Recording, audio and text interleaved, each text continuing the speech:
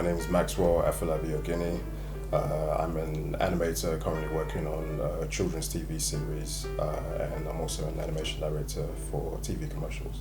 So I was born in Nigeria, and I've lived there for about 6 years. Came to the UK in 1989, and yeah, I've pretty much lived here since. So yeah, from leaving university to working in the industry,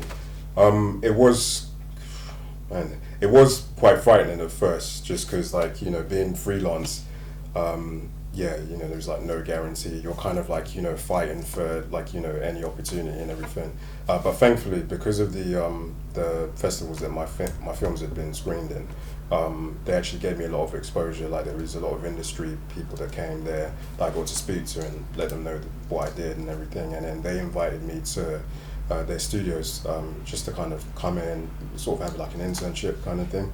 And from that was kind of like my door in. So the sort of fear period was only thankfully quite short for me. But once I got my foot in there, that was kind of it really. And then, you know, you just get to know people, I try and do, like, you know, as good a work as I could do and everything. And then, you know, your name would get passed around and stuff. So that was kind of really what started from there. So from that, those first few studios that I worked at, I would bounce, like, you know, to various different places, and that was it. But I mean, yeah, it was still tough. Like, there was still like those periods where, you know, there's like no work going.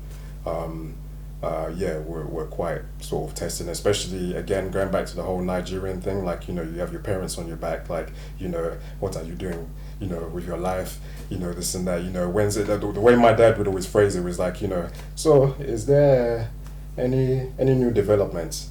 You know, that would be how he would phrase it every single time. And I knew what he was getting at as well. So and I think that's one of the difficult things with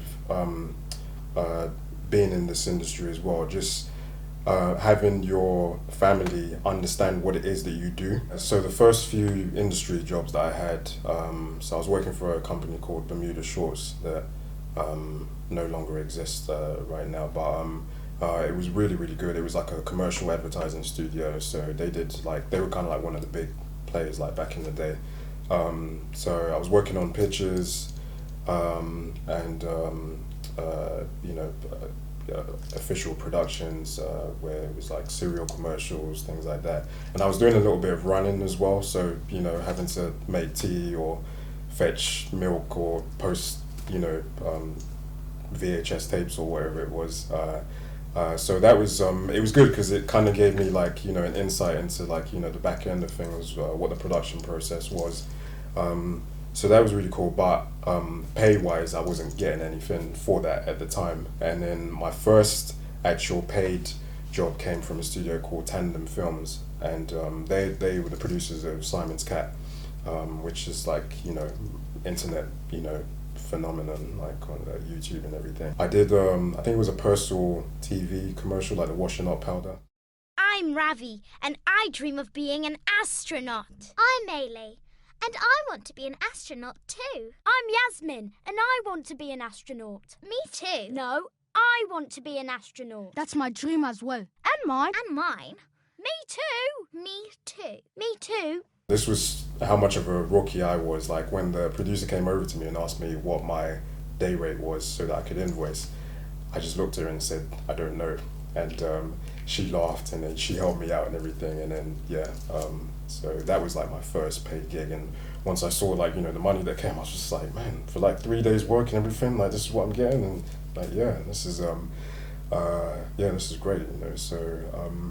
So those were, and then, so after I finished there, that was still freelance, but then I got offered a full-time position for a studio back in Wales called Dynamo Productions, and that was working on a TV series called Connects, which is like a Welsh 2D TV.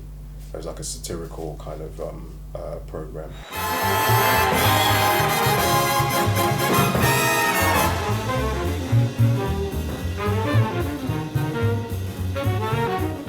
In 2013, I did this animation workshop for a primary school, and my friend Gozia, she's a teacher there, so she invited me to speak to the children, and Yeah, it was honestly one of the most, amazing experiences I've had, like, in my industry. It was like so gratifying. So I decided to set them like a task to design their own characters.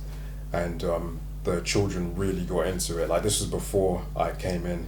So they were staying back late after work to design like these superheroes. I'd given them an example and said, okay, write like a bio for your character as well. It can be a superhero, it can be this. My friend Gozier had sent me their drawings that they had done, and they were so amazing and really cute as well. And so I was going to pick a winner from that and redesign their character myself in my own style. So kind of just bring it to life. And but then they were all so good that I couldn't just choose one. So what I did in the end was I got all of my industry friends to choose a character and basically redesign it themselves.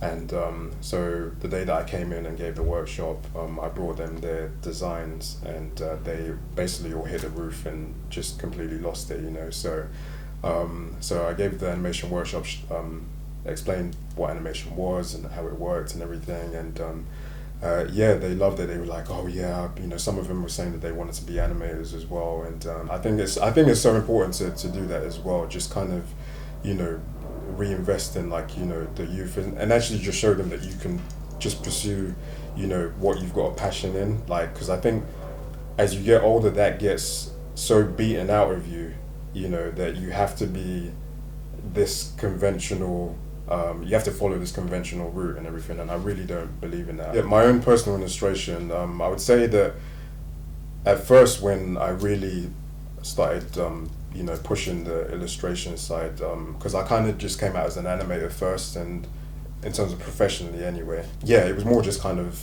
personal, just having a bit of fun kind of thing, and I enjoyed it. There wasn't really like a message or anything like that I was trying to put out in my own work.